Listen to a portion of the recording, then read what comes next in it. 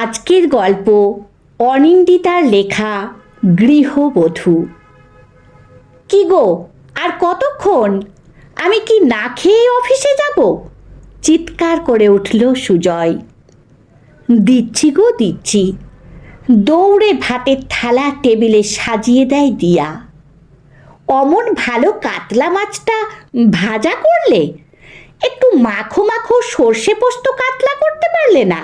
বলি, সারাদিন করোটা কি? মেয়ে অমৃতা চেঁচিয়ে উঠল। কি গো মা, স্কুলের ইউনিফর্মটা ভালো করে আয়রন করনি কেন? আজ আমার হাফিয়ালি রেজাল্ট, তোমাকে দিয়ে কি কিছুই হয় না? মুখটা নিচু করে দিয়া বলল, দাঁড়া, আমি এক্ষুনি আয়রন করে দিচ্ছি। ছেলে পার্থ চেঁচিয়ে বলল, আমার টিফিন কোথায় মা? দিয়া পড়িমড়ি করে ওর টিফিন বক্সটা নিয়ে আসতেই বক্স খুলেই ছেলে বেজার মুখে বলে উঠল, আবার জ্যাম পাউরুটি? বললাম যে এগ চাও করে দিতে। তানিয়ার মা চাকরি করে, তাও প্রতিদিন নতুন নতুন টিফিন করে দেয়। তুমি তো সারা দিন বাড়িতেই থাকো, তাও টিফিনে এগ চাও করতে পারো না? সারাদিন করোটা কি শুনি? বেরোনোর সময় সুজয় বলে গেল, এবার সারাদিন এসিতে বসে নিশ্চিন্তে ফেসবুক করো, ওটাই তো তোমার কাজ। এসি চালিয়ে বাড়িতে বসে আরাম করে টিভি দেখা, বন্ধুদের সঙ্গে পিএনপিসি করা। রোজ তো আর ব্যাগ ঝুলিয়ে বাসে বাদুড় ঝোলা হয়ে অফিস যেতে হয় না। সারা দিন কোনো কাজ নেই, তাও বরের পছন্দ মতো খাবারটুকু বানিয়ে দিতে পারো না? সুজয় বেরিয়ে যেতেই শ্বশুরের চিৎকার শোনা গেল, বৌমা, চাটা কি আজ আর পাবো, নাকি এবার বেলার চাটা খেতে পাড়ার মন্টুর দোকানে যেতে হবে? না না বাবা, তা কেন? আমি এক্ষুনি আসছি। এক হাতে কপালের ঘাম মুছতে মুছতে চা নিয়ে ঘরে ঢুকল দিয়া। গরম চা তাড়াহুড়ো করে ঢালতে গিয়ে হাতে পড়ে গেছে। যন্ত্রণায় মুখ বিকৃত। শ্বশুর চেয়েও দেখলেন না, উল্টে বিরক্ত মুখে বললেন, চাটা দিতেও এত দেরি করো বৌমা? সারাদিন যে কি করো ভেবেই পাই না। বৌমা, বাতের ব্যথার তেলটা কি মালিশ করে দেবে, নাকি আমাকে নিজেকেই করতে হবে? শাশুড়ির গলা উচ্চগ্রামে। এক্ষুনি যাচ্ছি মা। শ্বশুরের এঁটো কাপ তুলে শাশুড়ির ঘরে দৌড়ালো দিয়া। শাশুড়ি টিভিতে সিরিয়াল দেখতে ব্যস্ত। ওর পোড়া হাতে মলম লাগানোর কথা ভুলে দিয়া শাশুড়ির পায়ের কাছে বসে তেল মালিশ করতে লাগলো। সবার খাওয়া দাওয়া শেষ। দিয়া বেসিনে বাসন মাজতে ব্যস্ত। কলিং বেল বেজে উঠল। পার্থ বাড়ি ফিরল। ছেলে স্কুল থেকে ফিরে খাবে বলে দিয়া কাজের ফাঁকে এগ চাও বানিয়ে রেখেছিল। ছেলে চাউমিনটা হাতে নিয়ে গম্ভীর মুখে ঘরে চলে গেল। দিয়া শুনতে পেল বয়ঃসন্ধিতে পড়া ছেলে মোবাইলে কোনো বন্ধুকে বলছে, টিফিনে মাকে চাউমিন বানিয়ে দিতে বললাম, তখন মুরদ নেই, এখন এগ চাউমিন বানিয়ে খাওয়াতে এসেছে। সারা দিন বাড়িতে বসে এসি চালিয়ে সিরিয়াল গেলে কাজ করার ইচ্ছে আছে? দিয়ার চোখ দুটো জলে ভরে এলো। অমৃতা গম্ভীর মুখে বাড়ি ফিরল, সঙ্গে সুজয়। মেয়ের মুখ দেখেই দিয়া বুঝেছিল কিছু একটা অঘটন ঘটেছে। ঘরের দরজা বন্ধ করে বোমার মতো ফেটে পড়ল সুজয়। সারা দিন এসিতে আরাম করে বসে টিভি না দেখে মেয়েটাকে একটু পড়াতে তো পারো। আমার না হয় অফিস যেতে হয় টাকা কামাতে, তোমার তো আর সেসবের বালাই নেই। আজ অমৃতার প্রিন্সিপাল স্কুলে ডেকে আমায় আচ্ছা করে বললেন, অন্তত যদি ভালো করে ইংলিশটাও বলতে পারতে, তাহলে পিটিএমে অফিস ফেলে আমায় দৌড়তে হতো না। মাকে কত করে বলেছিলাম চাকরিওয়ালা মেয়ে ছাড়া বিয়ে করব না, মা তাও তোমার সঙ্গে জুতে দিল। খুব গম্ভীর পরিবেশে রাতের খাওয়া দাওয়া শেষ হলো। সবাই ঠাড়ে ঠোড়ে দিয়াকে বুঝিয়ে দিল ও এ বাড়িতে শুধু আরামই করে, কোনো কাজ করে না।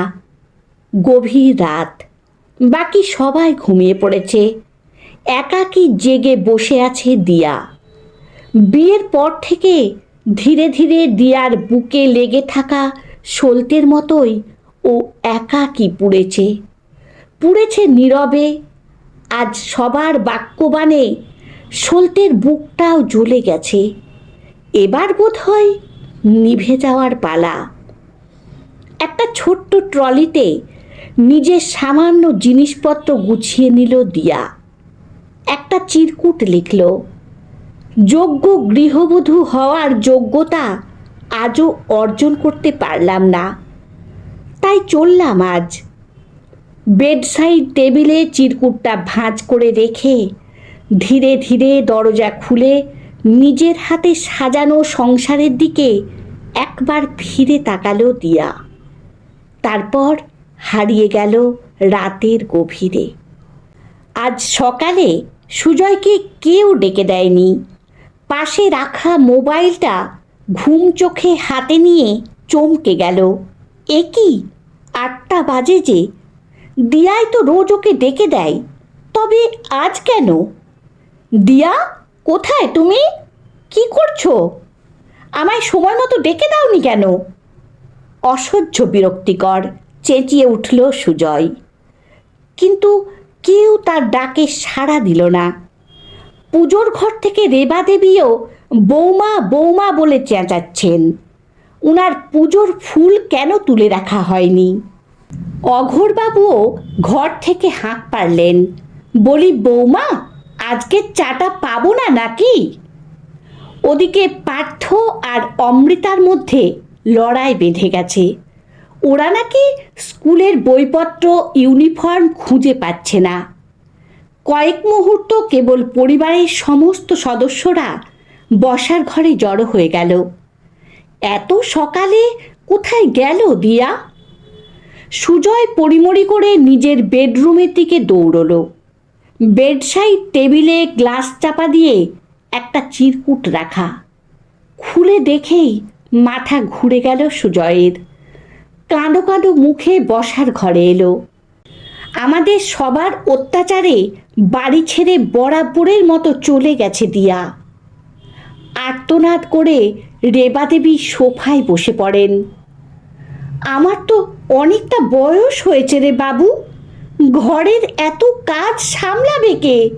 রান্না বান্না, বাসন মাজা, নাতি নাতনিদের স্কুল সহজ ব্যাপার? অমৃতা ও পার্থ অবাক গলায় বলল, কি, মা চলে গেছে আর ফিরবে না? তাহলে আমাদের কে আদর করবে? কে পছন্দের খাবার বানিয়ে দেবে? চোখে জল আসে ওদের। শুধু অঘোরবাবু রাগত স্বরে বললেন, কোথায় আর যাবে? দুদিন গড়াতে না গড়াতেই ঠিক ফিরে আসবে। কে বিনা পয়সায় থাকতে দেবে? অত সহজ নয়। ঠিক ফিরবে, বুঝবে তখন। কিন্তু অঘোরবাবুর ধারণাকে নস্যাৎ করে দিয়ে দিয়া আর ফিরল না। পুলিশ, থানা, হাসপাতাল, মর্গ, কোথাও দিয়ার খোঁজ পাওয়া গেল না। যে স্বেচ্ছায় হারাতে চায় তাকে কি কেউ খুঁজে পায়? সংসারে কারোর মুখে হাসি নেই। 3টে কাজের লোক রেখেও রেবা দেবী ঘরের কাজ সামাল দিতে পারেন না। সেই সুস্বাদু খাবার দাবার তো দূর, কোনো রকমে দুটো মুখে গুঁজে কাজ চালিয়ে নিতে হয়। টিফিনে বার্গার, পিৎজা, কেক, ছুটির দিনে বাইরে খেতে যাওয়া। মায়ের হাতে স্বাদ 2 ভাই বোনেই বড্ড মিস করে। অফিস করতে করতে মাঝে মধ্যে অন্যমনস্ক হয়ে যায় সুজয়। আজ বোঝে, গৃহবধূ মানেই সে ঘরে বসে থাকে না।